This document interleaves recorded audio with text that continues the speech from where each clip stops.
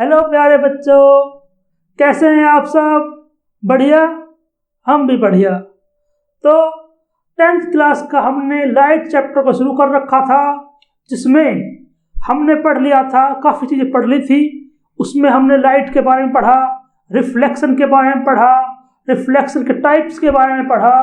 हमने 2 टाइप बताए थे कि रिफ्लेक्शन 2 तरह का होता है, रेगुलर रिफ्लेक्शन और इर्रेगुलर या डिफ्यूज रिफ्लेक्शन। उन दोनों में अंतर लिखवाए और फिर हमने रिफ्लेक्शन में जो जो टर्म्स इम्पोर्टेंट थे वो लिखवाए, जैसे कि इंसिडेंट रे क्या होती है, रिफ्लेक्टेड रे क्या होती है, वगैरह वगैरह। और आपको रिफ्लेक्शन का लॉ बताया था कि I=R। हर जगह अगर वहाँ पर रिफ्लेक्शन है तो आपको इंसिडेंट एंगल को रिफ्लेक्टेड एंगल के बराबर रखना है, ठीक है? ये हमेशा वैलिड रहेगा। उसके बाद हमने आपको बताया था कि मिरर में इमेज बनती है हमारी। इमेज के 2 नेचर होते हैं, एक तो रियल इमेज और दूसरा इन्वर्टेड इमेज, बिल्कुल, है ना? उसमें हमने अच्छे डिटेल में आपको अच्छा बताया कि किस तरह से रियल होती है, किस तरह से वर्चुअल होती है। और जो रियल है वो इमेज हमेशा इन्वर्टेड रहेगी, जो वर्चुअल है वो इमेज हमेशा इरेक्ट रहेगी, ठीक है? तो आज हम थोड़ा सा और आगे बढ़ते हैं और इमेज फॉर्मेशन को सीखने का हमने वादा किया था। तो आज हम इमेज फॉर्मेशन सीखेंगे, लेकिन उससे पहले कुछ बातें और जान लेते हैं इमेज के बारे में। तो जैसा कि कल आपने सीखा, रियल इमेज क्या होती है? It is the image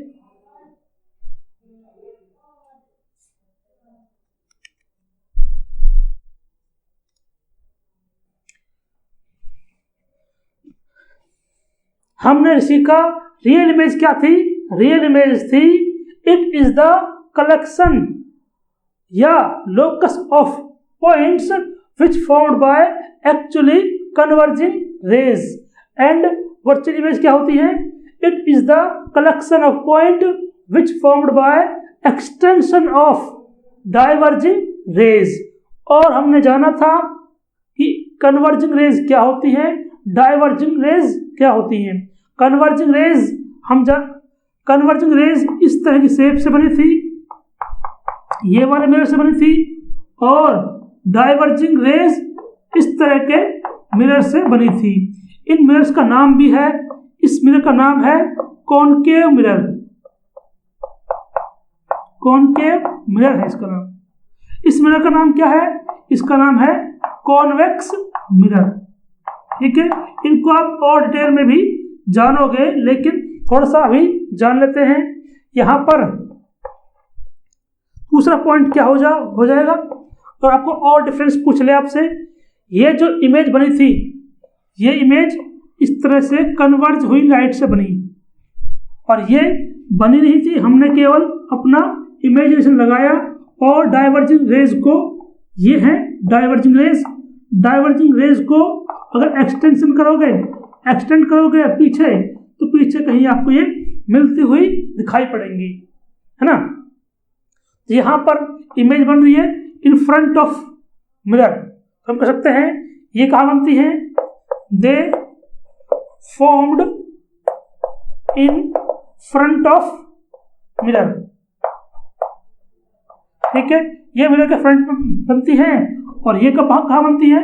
back side of mirror. तो हम कह सकते हैं दे फॉर्म्ड बिहाइंड द मिरर।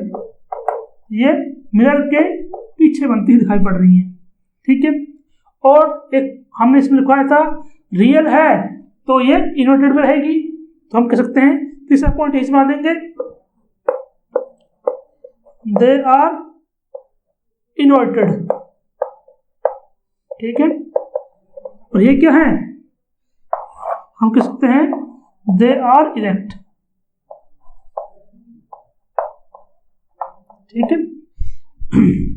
ऐसे बहुत सारे हम और पॉइंट चाहे तो इसी पर बना सकते हैं, मतलब इसी पॉइंट से हम 2-3 से अगर डिफरेंस पूछे आपसे तो बना सकते हैं। जैसे हम कह सकते हैं ये कन्वर्जिंग रेज से बनती है, ये डाइवर्जिंग रेज से बनती हैं, यहाँ पर हम और पॉइंट बनाना चाहें तो एग्जाम्पल लिख सकते हैं, जैसे कि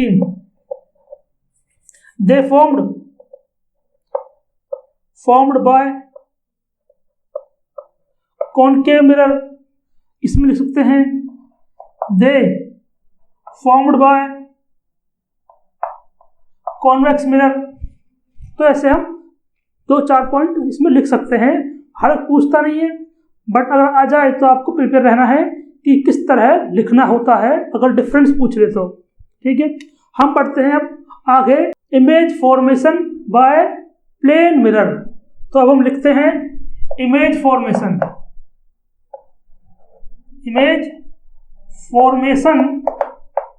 बाय प्लेन मिरर।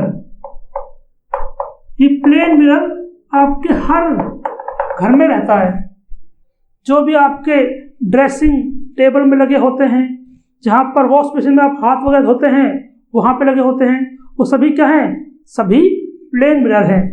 तो उनसे सीख लेते हैं एक बार। प्लेन मिरर जो होते हैं ये हमेशा वर्चुअल इमेज बनाते हैं। कैसे बनाते हैं एक बार देख लेते हैं। यहाँ पर देखो, पहले कुछ रूल्स जान लेते हैं। पहले रूल्स में क्या है कि पहले मान लो इमेज फॉर्मेशन के लिए एटलीस्ट आपको 2 रेज चाहिए होती हैं। तो हम लिखते हैं we required at least 2 rays for image formation. Image formation के लिए आपको कम से कम 2 रेज चाहिए। पहले 2 रेज लीजिए, फिर आफ्टर रिफ्लेक्शन देखिए कि वो कहाँ पर मीट कर रही हैं। जहाँ पर वो एक्चुअली मीट कर रही हैं वहाँ पर आप रियल इमेज बना दोगे। जहाँ पर वो मीट नहीं करती दिखाई दे रही तो आप उनको पीछे प्रोड्यूस कर देना, और जहाँ पर वो मिलेंगे वहीं पर उसकी वर्चुअल इमेज बन जाएगी। ठीक है, तो ये आपका प्लेन मिरर है, इसको ऐसे दिखा देंगे। ये ऑब्जेक्ट है, ऑब्जेक्ट के लिए हम क्या करते हैं, एक निडल मान लेते हैं। ठीक है, पहला ये वाला पॉइंट यहां से ऐसे इस तरह से रह गई। अब हम जानते हैं इसके ऊपर अगर नॉर्मल बनाएंगे पहले, तो नॉर्मल भी इसी दिशा में आएगा, तो एंगल क्या हो जाएगा, 0 हो जाएगा। तो जिस दिशा में आपकी ये रे आई है उसी दिशा में वापस हो जाएगी। एक तो ये रे हो गई। ठीक है, दूसरा पॉइंट लेते हैं हम यहाँ पर। ठीक है, यहाँ पर नॉर्मल बनाएंगे तो नॉर्मल इस साइड ऐसे बन जाएगा, नॉर्मल यहाँ पर नॉर्मल। ठीक है, यहाँ पर ये वाला एंगल जो है ये आपका इंसिडेंट एंगल है आई, और रे जो यहाँ से होगी वो इस तरह से इधर डाइवर्ट हो जाएगी। तो सीधी रह गई है वो टकरा कर वापस उसी पाथ पे आ जाएगी, लेकिन जो आपने थोड़ा इस तरह से इंक्लाइंड रे डाली है वो इस तरह रिफ्लेक्ट होगी। हम जानते हैं कि यहाँ पर जो एंगल बना है वही एंगल यहाँ बनेगा, क्योंकि हमने देखा आई एंगल बराबर आर, ये हमेशा रहेगा अगर वहाँ पर रिफ्लेक्शन हो रहा है तो। जितना एंगल ये उतना ये। ठीक है, अब देखो, एक तो रिफ्लेक्टेड रे ये हो गई, एक रिफ्लेक्टेड रे ये हो गई। ये दोनों आपस में स्प्रेड करती हुई जा रही हैं, नॉन पैरेलल दिखाई पड़ रही हैं। तो ये इधर तो इनका मिलने का कोई सवाल नहीं बनता। क्यों? क्योंकि ये आगे फैलती जा रही है, तो उधर जाएगी, ये इधर पीछे फैलती हुई जाएगी। तो इसका मतलब ये एक्चुअली मीट नहीं करेंगी, हमें क्या करना पड़ेगा, इनको पीछे प्रोड्यूस करना पड़ेगा। तो कर देते हैं पीछे प्रोड्यूस। इसको प्रोड्यूस करिए से, जब भी आपको प्रोड्यूस करना हो तो डॉटेड लाइन बनाया करो, और जो एक्चुअल रेज होती हैं उनको दिखाने के लिए आप बोल्ड लाइन ड्रॉ करो, और जो पीछे है वर्चुअल के लिए आप पीछे प्रोड्यूस करने के लिए डॉटेड लाइन का प्रयोग करो। ठीक है, इसको इधर दिखा देते हैं ऐसे। तो यहां पर आपको दिखाई पड़ेंगे कि यहां पर ये इधर जहां इस पॉइंट पर ये दोनों मीट कर रहे हैं, यहीं पर आपकी इमेज बन गई। ठीक है, अब ये तो होगा इमेज फॉर्मेशन का तरीका आपको भी यही सीखना है। आप 10th लेवल में हो, ज़्यादा डीप में मत जाना प्लेन वेव के केस में, आपको 12th में और सिखा देंगे हम। अब यही समझ लो कि 2 रेज बनाओ, किस तरह प्रोड्यूस कर दो, यहाँ बन गई इमेज। ठीक है, अब लिखते हैं important points regarding image formation by plane mirror. तो कुछ इसमें आप पॉइंट नोट किए होंगे आपने, वो हम यहां पर देख लेते हैं। पहला पॉइंट क्या हो गया? पहला पॉइंट हो गया कि इमेज जो बनी है, अब जब आप इमेज के बारे में कुछ पॉइंट लिखने हो, आपको इमेज के बारे में अगर आपको कुछ पॉइंट लिखने हो तो आप 3 चीजों का ध्यान रखा करो। पहला, ये हमेशा काम आएगा, इसको भी आप चाहे तो नोट बना के लिख लेना कि आपको इन चीजों का जवाब देना है एक इमेज के बारे में।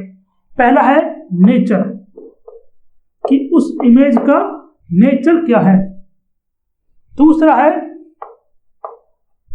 उसकी लोकेशन। नेचर में आप जानते हो 2 तरह के होते हैं नेचर, या तो रियल या वर्चुअल। ठीक है, रियल के साथ इन्वर्टेड तो फ्री में आएगा और इसके साथ इरेक्ट फ्री में आएगा। ठीक है, लोकेशन कहां पर है ये बतानी पड़ेगी आपको। अगर वर्चुअल है तो कह देंगे बिहाइंड द मिरर, है ना। अगर रियल है तो रियल में अलग अलग लोकेशन होती है, वो आप आगे और सीख जाओगे। ठीक है, तीसरी पॉइंट जो है वो लिखना होता है आपको साइज ऑफ इमेज। साइज को हमेशा ऑब्जेक्ट के रेस्पेक्ट में चेक करते हैं। अगर मैं कहूँ स्मॉल तो समझ लेना वो ऑब्जेक्ट से स्मॉल है, अगर मैं कहूँ लार्ज समझ लेना कि वो ऑब्जेक्ट से बड़ी है। तो यानी कि जो मैं वर्ड यूज कर रहा हूँ स्मॉल या लार्ज, इसका मतलब क्या है कि मैंने उसको ऑब्जेक्ट से कंपेयर किया है पहले, फिर बताया है। ठीक है, तो यहाँ पर आपका साइज आ जाएगा। तो यहाँ पर लिखते हैं पहला पॉइंट नेचर। नेचर क्या है? हम कहेंगे यहाँ पर ये वर्चुअल बन रही है, पीछे बन रही है, हम कहेंगे वर्चुअल एंड इरेक्ट। ठीक है, हम कहेंगे कि image is virtual and erect. दूसरा पॉइंट लोकेशन। इमेज मैं IMG लिख रहा हूं इमेज को। Image always formed behind the mirror. ठीक है, बिहाइंड द मिरर। तीसरा उसका साइज। साइज क्या है? Size of image is equal to size of object. Size of image is equal to size of object. ठीक है, यानी कि जो साइज इसका है वही साइज इसका रहेगा। ठीक है, ये 3 बातें हो गई। अब एक बात और ध्यान रखना, आगे हम इनका भी सिंबल देंगे, जैसे कि इमेज का वो साइज का सिंबल दे दिया आई इमेज के लिए, ऑब्जेक्ट का साइज ओ दे देंगे। ऐसे डिस्टेंस का हम देंगे कि अलग ऑब्जेक्ट डिस्टेंस के लिए यू, इमेज के डिस्टेंस के लिए वी, ऐसे और सिंबल देंगे तो वे यही लिखते हैं केवल। ठीक है, और अगर मैं कहूँ एक पॉइंट और लिख लेते हैं, अगर आपका ऑब्जेक्ट मिरर की ओर स्पीड से चल के आए तो इमेज ही उसकी तरफ उसी स्पीड से चल के आएगी। ठीक है, तो हम कहते हैं इफ स्पीड या velocity, if velocity of object is u, then velocity of image is also u। ठीक है, u कहिए या v कहिए, वो तुम्हारी मर्जी, v बोल देते हैं। यहाँ पर वेलोसिटी के लिए मैंने टर्म v यूज किया है, आप कुछ भी ले सकते हैं। ठीक है, तो ये 4 पॉइंट्स आपको पता होने चाहिए image formation by a plane mirror के केस के अंदर। ठीक है, इनको एक बार देख लीजिए और नोट कर लो। फिर हम बढ़ते हैं अगले टॉपिक की तरफ, जो कि इसी के रिगार्डिंग है, वो है यूज ऑफ प्लेन मिरर। बहुत सारे यूज हैं, आप जानते होंगे। ठीक है, तो मैं एक बार उनको जल्दी बता देता हूँ आपको। तो लिख लेते हैं यूज ऑफ प्लेन मिरर। सोचिए, 2-4 तो आप भी जानते होंगे, जितने आप यूज आपको पता है एक बार वो सोचिए और कमेंट में टाइप करिए, फिर हमें लिखते हैं यहाँ पर। ठीक है, पहला हम जानते हैं कि ये जो मिरर होते हैं इन्हें हम कह सकते हैं कि ये आपके यहाँ पर सेविंग मिरर कह सकते हैं इनको, सेविंग मिरर। ठीक है, या एट बार्बर शॉप के ऊपर लगे होते हैं। ठीक है, और बताइए दूसरा, सोलर कुकर के अंदर यूज करते हैं हम इसको। सोलर कुकर में आपने देखा होगा कि ये आपका सोलर कुकर में एक इधर इस तरह की प्लेट लगी होती है, इधर ऐसे। तो ये सब जो यहाँ प्लेट दिखाई पड़ रही है, ऐसे साइड में तीन तरफ ऐसे प्लेट होती है सोलर कुकर के अंदर, जो कि आपकी एक तो ये वाली प्लेट हो गई ऊपर वाली, 2 साइडों वाली, बीच में यहाँ पर अपना जो भी आपका फूड है वो रखते हैं इसके अंदर। ये आपका सोलर कुकर के अंदर 4 तरफ प्लेन मिरर का यूज होता है। ठीक है, और हो सकते हैं कुछ इंस्ट्रूमेंट हो सकते हैं जहां हम यूज करते हैं। कुछ इंस्ट्रूमेंट लिख रहा हूं मैं, इंस्ट्रूमेंट जहां पर आपके यूज हो सकते हैं इसकी। आपने सुना होगा पेरिस्कोप, सुना होगा।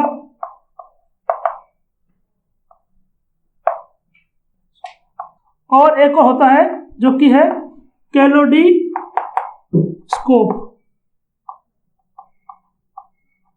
कैलोडोस्कोप। ठीक है, ये आपने बहुत बार देखा होगा। पेरिस्कोप तो बहुत इजी है, जो आपने देखा होगा कई बार। पेरिस्कोप मैं यहाँ दिखाता हूँ एक बार आपको। जो पेरिस्कोप है वो बहुत आपको स्कूल में भी कहीं पर रखा होगा, उसको देखना कि बच्चों कई बच्चे इसके ऊपर प्रोजेक्ट बनाते हैं। वो इस तरह होता है। इसमें हम क्या करते हैं, कार्डबोर्ड की सहायता से इस तरह का एक मॉडल तैयार करते हैं, ऐसा जेड शेप के अंदर। ठीक है, इस तरह का कार्डबोर्ड से हम बना लेंगे। यहाँ पर एक मिरर लगा देंगे, एक मिरर यहाँ पर लगा देंगे 40 डिग्री के एंगल पर। ठीक है, और अगर आपको यहाँ पर कोई ऑब्जेक्ट रखा है तो आप उसे यहाँ से देख पाओगे, ऐसे यहाँ से अगर देखोगे, मान लो यहाँ पर कोई ऑब्जेक्ट रखा है तो क्या होगा, इससे रेज इसमें जाएंगी, यहाँ से टकराकर यहाँ आएंगी, यहाँ से टकराकर यहाँ आएंगी। ये रहेगा आपका रेज का पाथ। तो यानी कि ये आपको इस तरह यूज कर सकते हैं। अब इस शेप को हम बहुत जगह यूज कर सकते हैं। जैसे आपने सुना होगा कि सबमरीन जो होती है उनके ऊपर भी ऐसे जेड शेप का वाटर से बाहर देखने के लिए ऐसा एक लगा होता है। ये सबमरीन है। ठीक है, तो ये हिस्सा पानी से बाहर आएगा तो पहले देख सकते हैं पानी से बाहर आने से पहले कि बाहर क्या क्या है। ठीक है, सबमरीन यूज करते हैं इसको। और आप बच्चों को हम स्कूल में ऐसे पेरिस्कोप बनाने के लिए कुछ प्रैक्टिकल से भी देते हैं। तो ये मिल जाएगा आपको। रही बात कैलेडोस्कोप के बारे में, ये इस तरह की ट्यूब होती है कुछ, यहाँ पर कुछ मिरर्स लगे होते हैं जिनसे बहुत अच्छे सेब बनती हैं।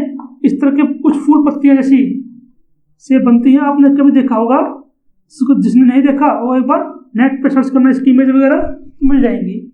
इस तरह के बहुत अच्छे डिजाइन्स बनते हैं इसके अंदर। यहाँ से 2 इसमें ग्लास लगे होते हैं, उनको हम ऐसे घुमाते हैं तो उससे इसकी शेप जो होती है वो बदलती है। यहाँ पर कलर्ड मिरर यूज होते हैं। ठीक है, ये आप इंस्ट्रूमेंट है जो आपको पता होना चाहिए यूज में।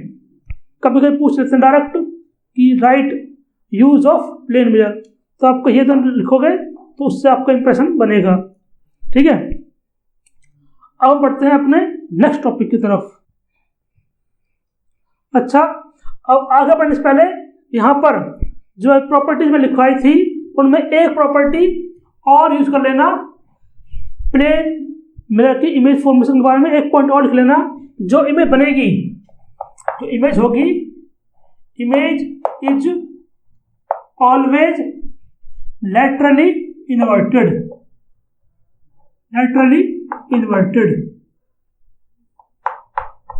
इसका मतलब क्या है? इसका मतलब लेटर से है। मान लो अगर मैं यहां पर इस तरह का लेटर लिख रहा हूं, ये आपका प्लेन मिरर है, तो इसकी जो इमेज है वो इसकी उल्टी दिखाई देगी ऐसे। ठीक है, इसका मतलब क्या है? ये लैटरली इन्वर्टेड है। ठीक है, और आप चाहो तो इससे ऐसे बहुत सारे एग्जांपल आप खुद से बना सकते हो। ये वाला ट्राई करिए आप, ये वाला एग्जांपल आप खुद ट्राई करिए। मैं 2-4 एग्जांपल लिख रहा हूं, आप वो ट्राई करना।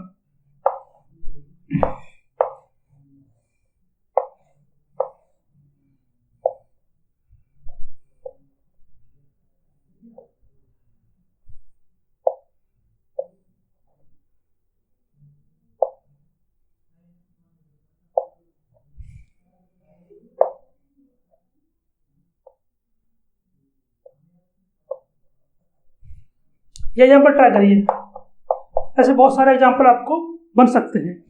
ठीक है, तो इसका क्या हो जाएगा कि पहले इसका टेक्निक क्या टेक्निक जान लीजिए। पहले जो मिरर से जितनी नज़दीक है वो उतनी नज़दीक उधर आएगा। मान लो यहाँ पर ये देखो इधर, ये और इससे डिस्टेंस दूर है, ये नज़दीक है, तो पहले नज़दीक वाला पॉइंट आएगा यहाँ पर ऐसे ऐसे, फिर दूर वाला पॉइंट आएगा ऐसा ऐसा, ये भी जाएगी आपकी इमेज। ठीक है, इस तरह से ऐसे यहाँ ट्राई करिए।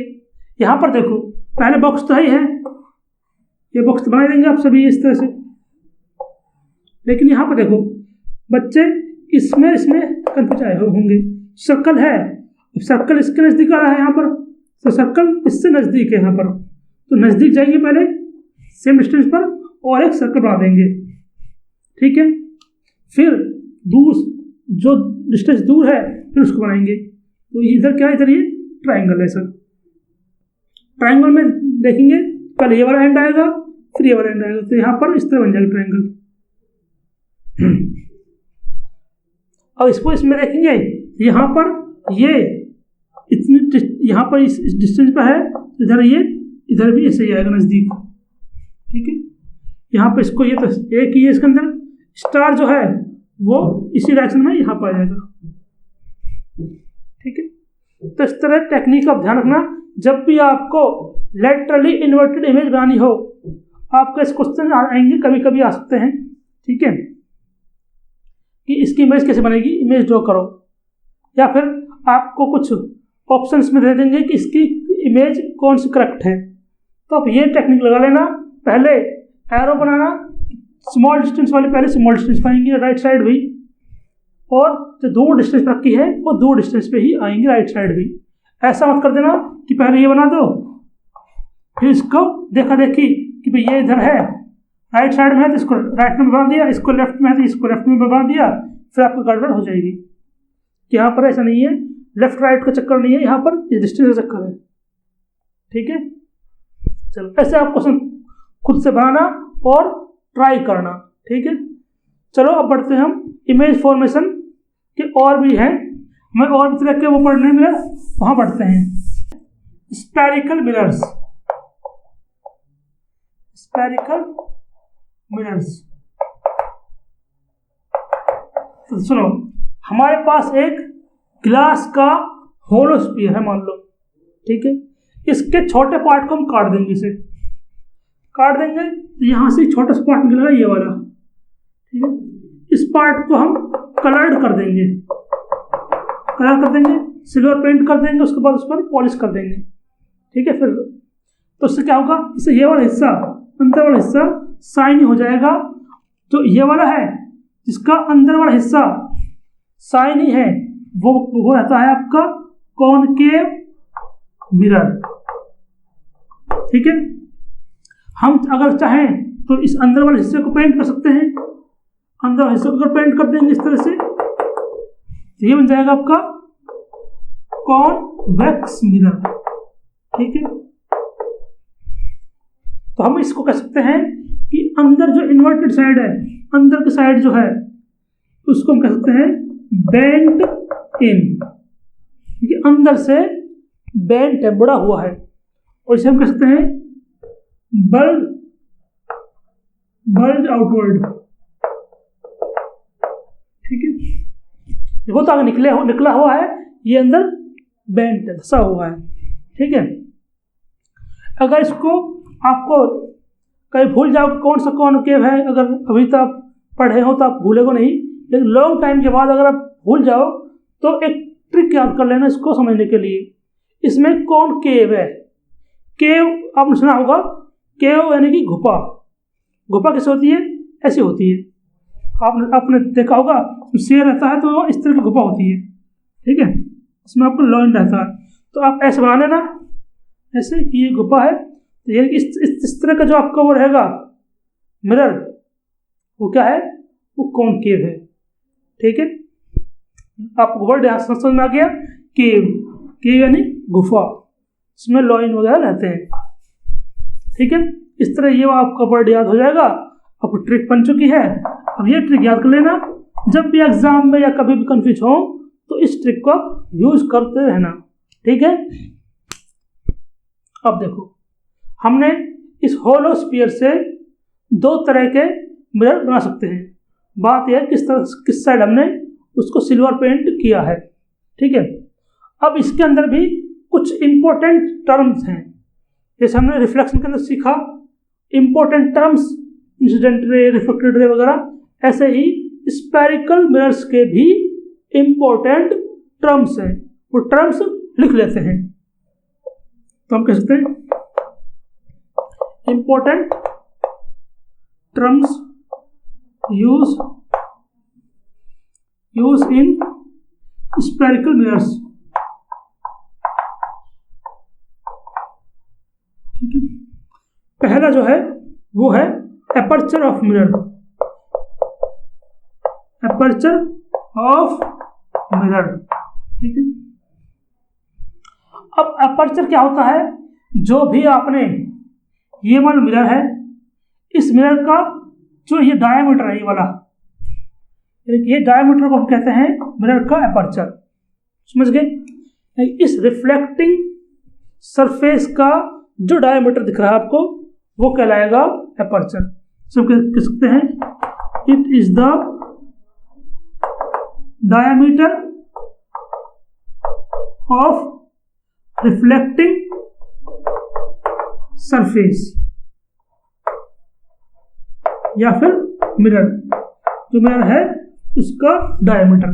ठीक है, दूसरा है पोल।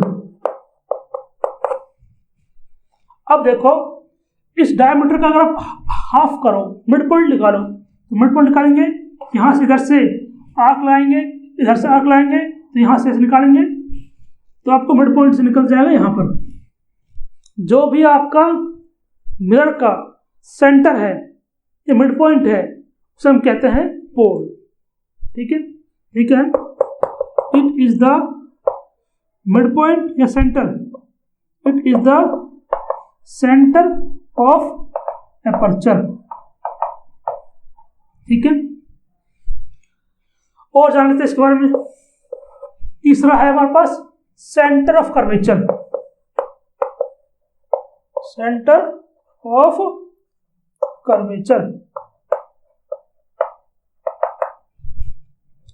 जो हमारे स्फीयर का सेंटर है वही आपका सेंटर ऑफ कर्वेचर है। जिस स्फीयर से हमारा मिरर हमने निकाला है, काट कर निकाला है, उस स्फीयर का सेंटर ही सेंटर ऑफ कर्वेचर होता है। ठीक है, लिख लेते हैं it is the centre of hollow sphere sphere from which mirror is obtained,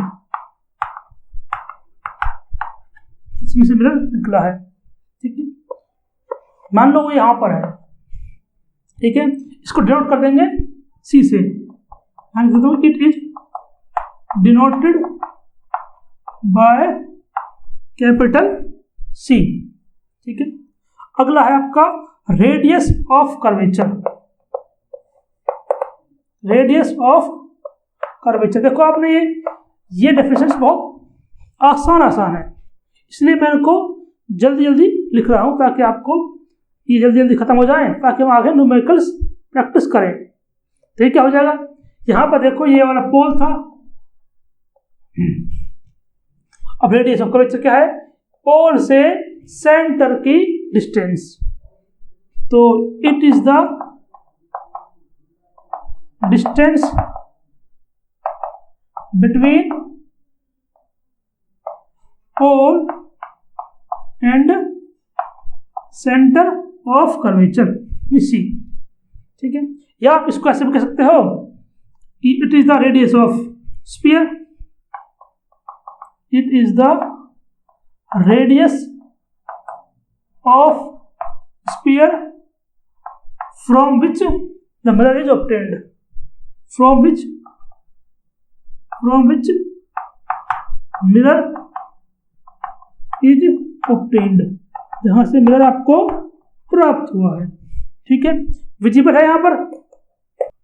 और लिख लेते हैं 2-4 पॉइंट, जैसे कि हमने लिख लिया पोल, लिख लिया और रेडियस ऑफ कर्वेचर लिख लिया। अब लिखते हैं प्रिंसिपल एक्सिस।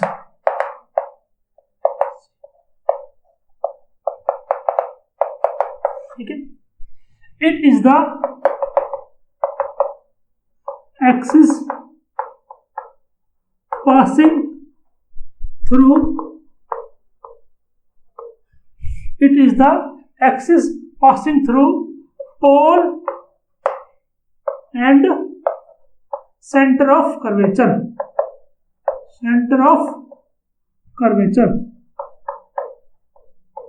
देखिए ये एक लाइन है जो मान लिया आपका पोल है, ये आपका सेंटर ऑफ कर्वेचर है, इससे कोई रेस पास हो रही है या कोई लाइन पास हो रही है, तो वो रहेगी आपकी प्रिंसिपल एक्सिस। ठीक है, ये वाली, इसको हम जितना चाहे उतना लेफ्ट राइट साइड प्रोड्यूस कर सकते हैं अपनी मर्जी के अकॉर्डिंग। ठीक है, नेक्स्ट है focus. It is the focus क्या होता है पर समझ लेते हैं। मान लो ये हमारे पास कुछ रेज आई है, तो आफ्टर रिफ्लेक्शन ये कन्वर्ज होंगी इस तरह से, कन्वर्ज होकर जिस पॉइंट पर ये प्रिंसिपल एक्सिस को मीट करेंगी या काटेंगी, उस पॉइंट को कहेंगे हम फोकस। ठीक है, तो हम कह सकते हैं, इसको डिफाइन करने के लिए हम कह सकते हैं कि it is the point on principal axis और at which two parallel rays meet after reflection. ठीक है, it is the point on principal axis where two parallel rays meet after reflection। ठीक है, दो पैरेलल रेज जहां पर मिलेंगी उसे हम कहेंगे फोकस। ठीक है, इट इज डिनोटेड बाय, किससे डिनोट कर रहे हैं इसको, एफ से। ठीक है, तो इसे हम एफ से डिनोट करते हैं। आप चाहे स्मॉल एफ यूज कर लीजिए या कैपिटल एफ यूज कर लीजिए, आपकी मर्जी है। ठीक है, अब जो मर्जी से चाहे यूज कर लो। ठीक है, मैं स्मॉल एफ यूज कर रहा हूं। नेक्स्ट है focal length.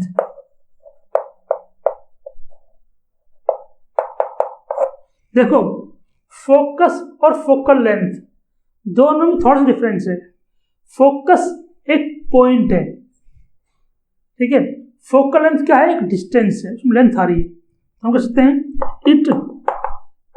It is the distance between pole and focus, ठीक है। इसको हम एफ से डिनोट करते हैं, ठीक है। या आप ऐसा कर लीजिए, तुम चाहो तो कि फोकस को डिनोट कर दो कैपिटल एफ से और फोकल लेंथ को डिनोट कर लो स्मॉल एफ से, तुम्हारी मर्जी है, ठीक है। It is denoted by small F, ठीक है। फोकस जो पॉइंट है उसको तो एफ से डिनोट कर दो कैपिटल एफ से, और जो फोकल लेंथ है उसको आप स्मॉल एफ से डिनोट कर दो, ठीक है। ये बहुत सारे टर्म्स हैं जो आपके इमेज फॉर्मेशन के दौरान यूज होंगे, ठीक है। तो आपने अब टर्मिनोलॉजी सीख ली है, अब थोड़ा सा इमेज फॉर्मेशन के बारे में भी सीख लेते हैं। तो पहले इमेज फॉर्मेशन से, इमेज हम फॉर्मेशन करने से पहले थोड़े से रूल हैं वो जान लेते हैं, ठीक है। तो रूल्स ऑफ इमेज फॉर्मेशन, उसके बाद हम क्या करेंगे कि इमेज फॉर्मेशन बनाएंगे by concave mirror and convex mirror. पहले थोड़े रूल जान लेते हैं ताकि आपको इजी रहे ड्रॉ करना। पहला रूल जो है वो ये है कि मान लो हम पहले कॉनकेव मिरर के लिए बना लेते हैं। पहला रूल क्या है कि यहां पर पोल होता है, अभी दिखाया मैंने आपको। यहां मान लेते हैं फोकस है कैपिटल एफ, ठीक है, और यहां पर आपका सेंटर ऑफ कर्वेचर है, ठीक है। अगर कोई रे पैरेलल आती है, ठीक है, तो आफ्टर रिफ्लेक्शन वो फोकस से गुजरेगी। ये आपका पहला नियम है। अब पैरेलल रेज कहां से आती है? पैरेलल रेज इन्फिनिटी से आती है, ठीक है। अगर आपका सोर्स ऑफ लाइट इन्फिनिटी पर रखा हुआ है, सोर्स ऑफ लाइट का यहां पर ऑब्जेक्ट है, ऑब्जेक्ट अगर आपका ऑब्जेक्ट इन्फिनिटी पर रखा हुआ है तो उसमें से लाइट जो आएंगी वो पैरेलल रेज आएंगी, ठीक है, हमेशा। दूसरा जो रूल है वो इसका बिल्कुल उल्टा है। उल्टा कैसे? इन द सेंस अगर कोई रे फोकस से पास होती है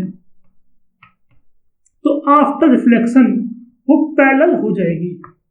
जस्ट इसका उल्टा, अगर कोई रे फोकस से पास हो रही है तो आफ्टर रिफ्लेक्शन वो पैरेलल हो जाएगी, ठीक है। या इसको आप ऐसे भी ड्रॉ कर सकते हो, आप चाहो तो इसको ऐसे ड्रॉ कर लीजिए, दोनों पॉसिबल है, ऐसे तो सही है। यहां फोकस, मान लो कोई ऑब्जेक्ट है, ये मान लो कोई ऑब्जेक्ट है इधर, ये आपका एक ऑब्जेक्ट है ये वाला, इसमें से एक रे गुजारेंगे, फोकस से पास करेगी तो आफ्टर रिफ्लेक्शन कैसे हो जाएगी? पैरेलल हो जाएगी। Very good.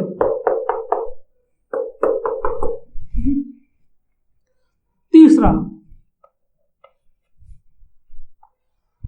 अगर कोई रे सेंटर ऑफ कर्वेचर से गुजरे, मान लो ये सेंटर ऑफ कर्वेचर है, यहां से गुजरे तो आफ्टर रिफ्लेक्शन सेम पाथ को रिट्रेस करेगी, दोबारा उसी पाथ से होती हुई आएगी। ये आपका सेंटर ऑफ कर्वेचर था, कोई रे यहां से गुजरी तो वापस मिरर से टकराकर उसी दिशा में आ जाएगी। ये क्यों होता है आप जानते हैं? यहां पर एंगल जो आपका नॉर्मल है वो 90 है, एंगल कितना हो गया? एंगल 0 हो गया। अगर मिरर पर 0 एंगल बनता है तो रेज वही पाथ रिट्रेस करती है। जैसे मैंने आपको बताया था प्लेन मिरर के केस में, प्लेन मिरर के केस में अगर ऑब्जेक्ट से ये वाली रे इस तरह गई थी, यहां पर नॉर्मल बनाएंगे तो नॉर्मल भी इसी दिशा में होगा, नॉर्मल वही है जब नॉर्मल वही है तो नॉर्मल के साथ इंसिडेंट रे का कोई एंगल ही नहीं है, जीरो एंगल है। मतलब यही लाइन इंसिडेंट रे है, यही लाइन नॉर्मल है, तो बताइए इनके बीच में क्या एंगल है?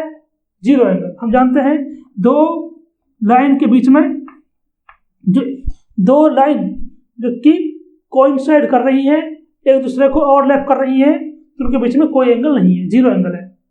जीरो एंगल है इनके बीच में, तो हम कह सकते हैं यहाँ पर जीरो एंगल है कि यहाँ पर ये तो एंगल जीरो है, लेकिन ये नॉर्मल है। यहाँ पर ये वाला लाइन क्या है? नॉर्मल है, ये कहेंगे नॉर्मल। इस रे के बीच में और नॉर्मल के बीच में एंगल जीरो है, तो यहाँ पर हम कह सकते हैं angle between normal and incident ray कितना है? वो जीरो है। ये थोड़ी सी एक इम्पोर्टेंट बात थी, इसको यही नोट कर लेना आप, ठीक है। ये आप जानते भी हैं, इसको एक तरह से और समझ सकते हैं। आपने मैथ्स में पढ़ा होगा कि ये एक आपका सर्कल है, सर्कल पर सेंटर से कोई रे कोई लाइन ड्रॉ करते हैं, तो वहाँ पर ये 90 का एंगल बनाती है। तो ये रे मिरर के ऊपर 90 का एंगल बना रही है, तो रे मिरर के ऊपर 90 का एंगल बना रही है, बट जो इंसिडेंट एंगल होगा वो जीरो होगा, ठीक है। कंफ्यूजन है थोड़ा सा, समझ लो। आपसे ऑप्शन दे देगा कि इसके अंदर इंसिडेंट एंगल क्या है, आप मैं डायग्राम दूंगा, ये वाला पूछूंगा कि what is the incident angle या what is the reflected angle. आप सोचोगे कि रिफ्लेक्टेड एंगल पूछ रहा है, 90 दिख रहा है तो 90 बना दिया। एंगल जीरो है, इंसिडेंट एंगल और रिफ्लेक्टेड एंगल। यहाँ पर जो ये वाला एंगल है, ये एंगल बिटवीन रे एंड मिरर है 90, ठीक है। तो ये वाला थोड़ा सा इसको अच्छे से नोट कर लेना, ठीक है। तो ये बात तो समझ गए इससे कि हमेशा जो रे सेंटर से पास करेगी वो मिरर के ऊपर 90 बनाएगी। अब चाहे तो आपका यहाँ ड्रॉ कर रखा हो आपने, चाहे यहाँ ड्रॉ कर रखा हो, चाहे यहाँ ड्रॉ कर रखा हो, हर जगह 90 होता है, ये हम जानते हैं, हमने मैथ्स में ये थोड़ा सा पढ़ा है, ठीक है। चौथा एक नियम और है, वो लिख लेते हैं। मान लो इस बार जो इमेज है वो रे है, वो पोल के ऊपर वहां पास आ रही है, पोल के पास, तो पोल के पास आ रही है, जिस एंगल से यहाँ पर आई है थीटा एंगल से, उसी एंगल से वो इधर रिफ्लेक्ट कर जाएगी, ठीक है। हमने पढ़ चुके हैं फाई बराबर आर, थीटा बराबर थीटा। जिस एंगल से यहाँ पर इंसिडेंट हुई है उसी एंगल से वापस हो जाएगी। ये चार नियम तो हो गए आपके किसके? By concave mirror. अब एक उसमें लिख लेते हैं किसके? कॉन्वेक्स मिरर के, ठीक है। तो यहां पर मैं बनाता हूं अब एक कॉन्वेक्स मिरर। पिछले जो थे चार वो सारे कॉनकेव मिरर के थे, अब कॉन्वेक्स का देख लेते हैं। कॉन्वेक्स बहुत ज़्यादा वो नहीं है, डिटेल्ड नहीं है, ये बहुत शॉर्ट है। इसमें मान लो अगर ऑब्जेक्ट एट इन्फिनिटी है तो पैरेलल रेज आएंगी, ये नोट में कहीं लिख लेना, ठीक है। तो आफ्टर ये रिफ्लेक्शन डाइवर्ज होगा, डाइवर्ट हो गया। अब हमको क्या करना है? हमको इधर इसको प्रोड्यूस करना है, यहाँ पर होगा फोकस, ठीक है। और एक को लिख लेते हैं इसका छठा हो जाएगा। अगर मान लो इस तरह आ जाए, ये तो हो चुका है, ठीक है, सब हो चुके हैं इसके, ये हो चुका है आपका, ये पोल पे आई है तो इस तरह हो जाएंगे रेज, ठीक है। और अगर बना देता हूं आपका ये वाली, मान लो यहां से कोई रेज इस तरह से आ रही है ऐसे, तो ये वापस यहां से निकल जाएगी, जिस तरह से थी उस तरह से निकल जाएगी। यहाँ पर हम पीछे प्रोड्यूस करेंगे तो ये एफ में उसी से क्रॉस करेंगे। तो ये दो तीन बातें हैं जो आपको कॉन्वेक्स मिरर के बारे में जाननी है। हालांकि हमारा काम तो इन दोनों से बन जाएगा, ठीक है। सबसे यूजफुल जो है वो दो केस हैं, तो यूजफुल कौन से हैं वो लिख लेता हूँ मैं। यूजफुल रूल जो थे अभी लिखवाया आपको मैंने, वो दो है। पहला क्या है, पहला तो ये कि आप पैरेलल रेज बनाइए और आफ्टर रिफ्लेक्शन उनको फोकस से पास करा दीजिए, ठीक है। दूसरा क्या रहेगा आपका, इसी का उल्टा हो सकता है वैसे तो, ठीक है, इसी का उल्टा भी हो सकता है, लेकिन एक और है, वो ये है कि आप कहाँ से गुजारिए, आप सी से गुजारिए। सी से जो गुजरेंगी ऐसे लाइन वापस जिस पाथ पर जाएंगी उसी पाथ से आ जाएंगी। हालांकि इससे ही सारी बात बन जाएंगी, इसका उल्टा बना देंगे ऐसे, यहाँ फोकस और यहाँ पर इस तरह ये हो जाएगा, ठीक है। इन दो का हम प्रयोग आगे बहुत सीखेंगे, ठीक है। आप इनको अच्छे से ड्रॉ करना, आपको प्रैक्टिस हो जाएगी। आपको कुछ नियम ध्यान रखने ये वाले कि अगर पैरेलल रेज है तो फोकस से गुजरेंगी, या अगर फोकस से गुजर रही है तो आफ्टर रिफ्लेक्शन पैरेलल बन जाएगी। एक तो इम्पोर्टेंट ये है।